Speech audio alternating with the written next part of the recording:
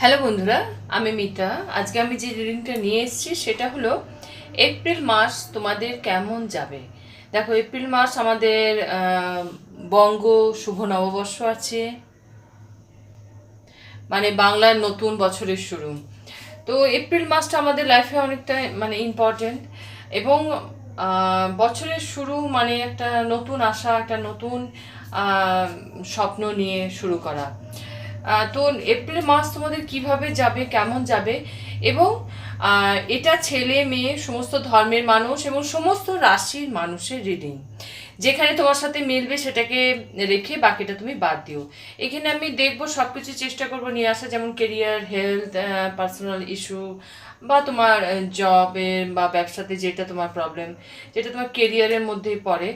তো আর স্টুডেন্টদের জন্য পড়াশোনা বা যারা ট্রেনিং নিচ্ছ তাদের ওভারঅল কেমন যাবে সময়টা। তো চলো শুরু করছি। আর বলবো আমি অবশ্যই চ্যানেলকে সাবস্ক্রাইব করো, এবং অবশ্যই লাইক এবং শেয়ার তো করবেই। আর তোমাদের সঙ্গ, তোমাদের মানে ভালো ভালো কমেন্টসে আমি সত্যি খুব উৎসাহিত হই, এবং সমস্ত সাবস্ক্রাইবকে আমার অনেক অনেক ধন্যবাদ এবং তাদের শুভেচ্ছা। এবং অবশ্যই এইভাবে সঙ্গে থেকো। আমি কিছুদিন রিডিং দিতে পারিনি, কেন কি আমি ছিলাম না, আমি একটু বাইরে গেছিলাম। আর বুঝতেই পারছো, হোলি ও ছিল, এই গেল হোলি, এবং হোলিতে এত বেশি মানে মাইক, এত বেশি আওয়াজ হয় কি আমি রিডিং করতেই পারিনি। অনেক রিডিং পেন্ডিং থেকে গেছে, কিন্তু আমি ধীরে ধীরে সব রিডিং আনবো। আজকে আমি যেটা করছি, মানে এই মুহূর্তে আমি যেটা করছি সেটা হলো তোমাদের এপ্রিল মাসটা তোমাদের কীরকম কাটবে দেখি। চলো, এপ্রিল মাস আমাদের বাঙালিদের খুব একটা ইম্পর্টেন্ট একটা মাস বলতে পারো, কারণ নববর্ষের সূচনা হচ্ছে, নতুন বছরের সূচনা হচ্ছে। তো চলো দেখে নিই এপ্রিল মাস তোমাদের কেমন যাবে। এটা একটা জেনারেল রিডিং, যেখানে তোমার সাথে মিলবে সেটাকে রেখে বাকিটা তুমি বাদ দিতে পারো। এখানে দুটো কার্ড আমি নিলাম।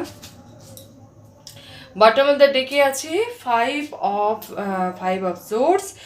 আর চলো এটা পরে আমি দেখছি কি আসে। আগে যে কার্ডগুলো এলো সেটা আমি তোমাদের শুরু করছি। বা প্রথমে দ্য ফুল এসছে। এপ্রিল মাস মানে নতুন বছরে তোমাদের যে নতুন সূচনা বলতে পারো। আর এসছে এটা এসছে রিভার্সে, জাজমেন্ট। রিভার্স আমি নেব না, এটাকে এভাবেই নিলাম। কেন কি আমার ইনটিউশন বললো যে রিভার্স এটাকে না নিতে। চলো শুরু করি। যেটা এসছে, যেটা ফার্স্ট যেটা এসছে তোমাদের, সেটা হলো দ্য ফুল। দেখো, দ্য ফুল, একটি মানুষ, মানে শব্দটা শুনেই মনে হচ্ছে সে বোকা, আসলে তা না। সে হচ্ছে ফুল, যেটাকে আমরা বলতে চাইছি, সে হচ্ছে সেই ব্যক্তি, সেই মানুষ, সেই এনার্জি হচ্ছে এটাই, যে সে নিশ্চিন্ত আছে। কি নিশ্চিন্ত আছে? আগামী দিনে সে যে প্ল্যানিং করেছে, আগামী দিনে যে সে প্ল্যানিং, যেটা তোমার হতে পারে কেরিয়ার, হতে পারে পার্সোনাল লাইফ, বা হতে পারে তোমার কোনো পড়াশোনার যে কোনো কিছু, হয়তো কোনো সাবজেক্ট বা কোনো স্কিল নিয়ে হয়তো ভর্তি হতে চাইছো, সেটাকে তুমি বিন্দাস তুমি তোমার লাইফে আনতে চাইছো বা প্রয়োগ করতে চাইছো। মানে কি, আগে তোমার মধ্যে একটা ভয়, একটা মানে একটা চিন্তা ছিল। কি চিন্তা ছিল? যে তুমি যেটা করতে চাইছো তোমার লাইফে, তোমার জীবনে, হয়তো তুমি বিয়ের জন্য হয়তো নিজেকে প্রস্তুত করছো, বা চাকরির জন্য, চাকরির পরীক্ষার জন্য নিজেকে প্রস্তুত করতে চাইছো, অথবা তুমি হয়তো নতুন কিছু ব্যবসা খুলতে চাইছো, বা তুমি যে ব্যবসাটা করছো সেটা হয়তো আরেকটু কিছু অ্যাড করতে চাইছো, বা নতুন স্কিল কিছু শিখতে চাইছো। মানে তোমার হয়তো অনেক প্ল্যানিং ছিল, সেই প্ল্যানিংটা তুমি কি করেছিলে? পেন্ডিং রেখেছিলে। দেখতে পাচ্ছ এখানে ফোর অফ সোর্স, মানে কি তুমি হয়তো সেই প্ল্যানিংটাকে পেন্ডিং রেখেছিলে, মানে সেটাকে তুমি পরিকল্পনা করছিলে কিভাবে এগোবে। তো সেই যে পরিকল্পনা তোমার ছিল, জীবনে কিছু করার, বা কিছু নিজের জীবনে কিছু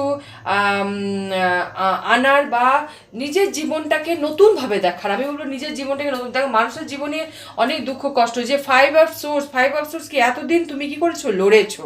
কিসের জন্য লড়েছো?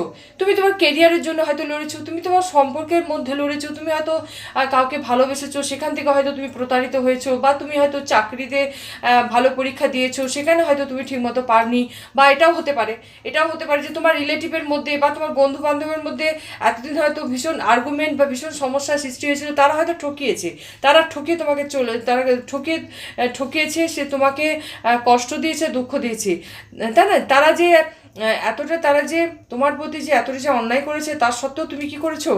তুমি নিস্তব্ধ থেকেছো, এবং তুমি কী করেছো? নিজের সমস্যাকে তুমি ঈশ্বরের কাছে স্যারেন্ডার করে দিয়েছো। মানে আমরা অনেক সময় বলি না যে দেখো, কিছু করার যখন থাকে না, আমি বারবার বলি সবসময় সমস্যায় ঝগড়া করে তো হয় না, কিছু করার যখন থাকে না, তুমি তোমার সমস্যাটাকে ঈশ্বরকে স্যারেন্ডার করে দাও, মানে ঈশ্বরকে তুমি জানাও, ঈশ্বরের কাছে তুমি জানাও, ঈশ্বরকে প্রার্থনা করো যে ঠাকুর, তুমি যে সমস্যা দিয়েছো এবং তুমি এত আমাকে এই পৃথিবীতে এনেছো, তো আমার জীবনে যত অবস্টেকেল আছে, যত দুঃখ কষ্ট আছে, সেইটার থেকে মুক্তি পাওয়ার রাস্তা তুমি দেখাও, এবং সেইটা থেকে আমাকে সরিয়ে আনো। তাই দেখো যে তুমি যে স্যারেন্ডার করেছিলে ঈশ্বরকে, সেই যে স্যারেন্ডার তুমি করেছিলে, সেই স্যারেন্ডারের ফলস্বরূপ হচ্ছে কি, তোমার জীবনে নিউ বিগিনিং হচ্ছে, এবং তুমি জাজমেন্ট পাচ্ছ, তোমার সমস্যার সমাধানে তুমি জাজমেন্ট পাচ্ছ, তুমি আবার সুযোগ পাচ্ছ।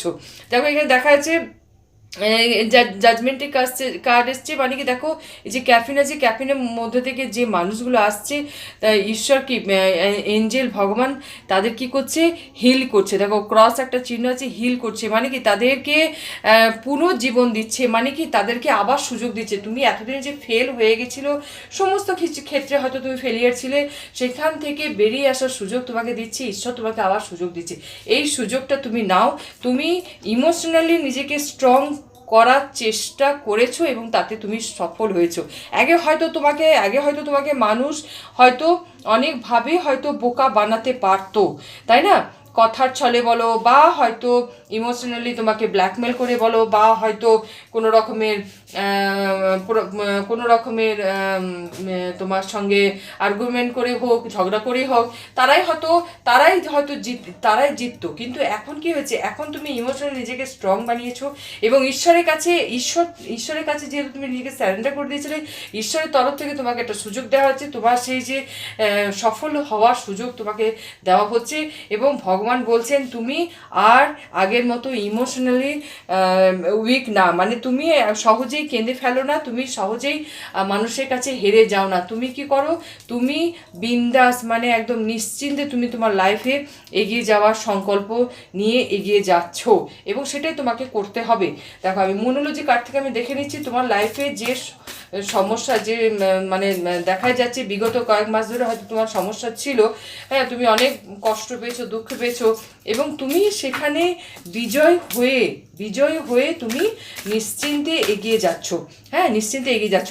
কিন্তু মানে তোমাকে এটাই বলবো, ঈশ্বরের আরেকটা বার্তা এটাই হলো, যেটা চ্যানেল হচ্ছে, সেটা হলো দেখো আগে কি আছে, খাই আছে। তুমি যদি এইভাবে মানে এগিয়ে যাও, কেন কি তুমি ভীষণ ইনোসেন্ট মানুষ, মানে তোমার মধ্যে ছল কপলতা নেই, মানে তুমি এত ঠকেছো, এত মানুষ যে তোমাকে প্রতারিত করেছে, কিন্তু তুমি কখনোই চাওনি তুমি মানুষকে ঠকাও, কারণ তুমি মানুষ হিসেবে তুমি খুবই ভালো মানুষ এবং ভীষণ ইনোসেন্ট মানুষ, তাই না? তাই এখন চিন্তা ভাবনা না করে তুমি এগিয়ে যেতে চাইছো। তো ঈশ্বরের তরফ থেকে এটাই তোমার মানে বার্তা হয়েছে, এটাই যে মানে হচ্ছে যে মানে গাইড এটাই হচ্ছে যে তুমি ভেবে চিন্তে প্ল্যানিং করো। দেখো তুমি হয়তো নতুন কিছু ব্যবসা শুরু করতে চাইছো, বা হয়তো পার্টনারশিপে কোনো ব্যবসা করতে চাইছো, বা নতুন কিছু পড়াশোনা করতে চাইছো, বা কোন চাকরিতে তুমি বসবে কি বসবে না হয়তো তুমি প্ল্যানিং করছো, বা তুমি চাকরিতে প্রমোশন পাবে কি না সেটা নিয়েও হয়তো প্ল্যানিং করছো, বা তোমার হয়তো কোথাও হয়তো তুমি টাকা ইনভেস্ট করতে চাইছো। যে আমি এখানে এই জন্যই বলছি, কারণ 4 অফ পেন্টিকেলস আছে, মানে তুমি টাকা ইনভেস্ট করতে চাইছো বা প্রপার্টি কিনতে চাইছো,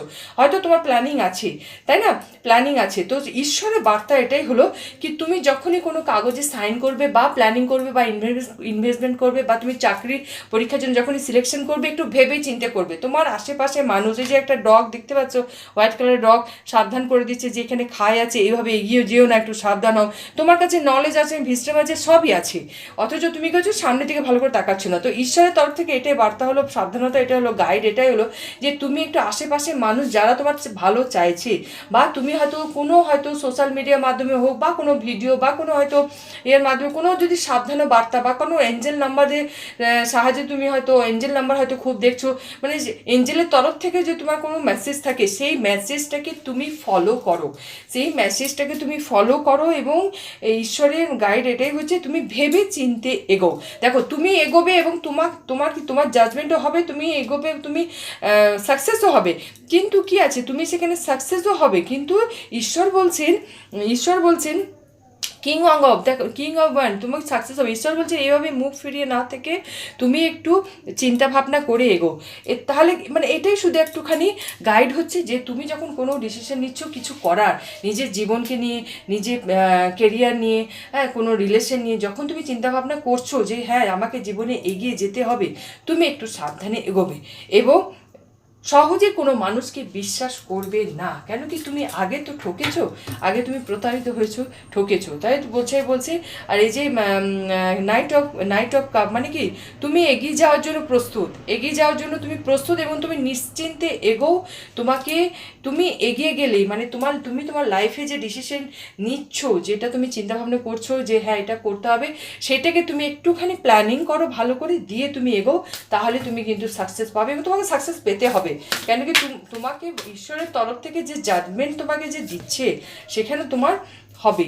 এবার don't let pride get in your way, এবং তুমি তোমার লাইফের মধ্যে তুমি তোমার জীবনে চলার পথে কোনো রকম অহংকার বা কোনো রকমের গর্ববোধ যে একটা ইগোকে তুমি কখনোই নিজের জীবনে আনবে না। কেন কি ইউ আর গুড এনাফ, এবং তুমি যথেষ্ট ভালো, এবং তোমার যেটা আছে, তোমার যেটা নলেজ আছে, তোমার যেটা ভিজিটার আছে, সেটা তোমার এগিয়ে যাওয়ার পথে যথেষ্ট। এবং কি করছে সেটা তুমি নিজের চিন্তাভাবনা করে তুমি অবশ্যই এগোবে। কেন কি তোমার যথেষ্ট বুদ্ধি আছে এবং তোমার আশেপাশে খারাপ মানুষ যারা আছে তারা তোমার জীবন থেকে সরে যাচ্ছে ধীরে ধীরে। এবার এই সময় দেখবে যে তোমার অনেক মানুষের সঙ্গে তোমার সম্পর্ক কাট হয়ে যাবে, বা যারা তোমার ভালো নয় সেই সব মানুষ কিন্তু তোমার জীবন থেকে ঈশ্বর সরিয়ে দেবে।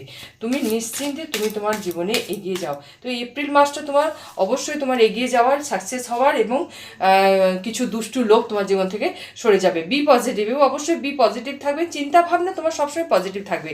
চিন্তা ভাবনা পজিটিভ থাকলে তোমার জীবনে কিন্তু সাকসেস আসবে। তোমার অতীত যে হয়ে গেছে, যে ঘটনা তুমি যে অভিজ্ঞতা নিয়েছো, সেই অতীতটাকে নিজের জীবন থেকে সরিয়ে রেখে নিজের প্রেজেন্ট মানে বর্তমান এবং ভবিষ্যৎ নিয়ে চিন্তা ভাবনা করো। বর্তমান যদি ভালো হয়, ভবিষ্যৎ অবশ্যই ভালো হবে। রেসপেক্ট, এবং তোমার জীবনে যারা বড় আছে, যারা ছোট আছে, যারা তোমার সত্যি করে ভালো চায়, ভালো বন্ধু, তাদেরকে অবশ্যই তুমি সম্মান দেবে এবং অবশ্যই তুমি নিজেকেও সম্মান দেবে। দেখো, নিজেকে ভালোবাসলে, নিজেকে সম্মান করলে কিন্তু জীবনে এগিয়ে চলা যায়, এবং এটাই হলো কিন্তু লাইফে সাকসেস হওয়ার চাবিকাঠি। তো আশা করছি এটা তোমাদের ভালো লাগলো। রিডিং এভাবে সঙ্গে থেকো, ভালো থেকো। Thank you.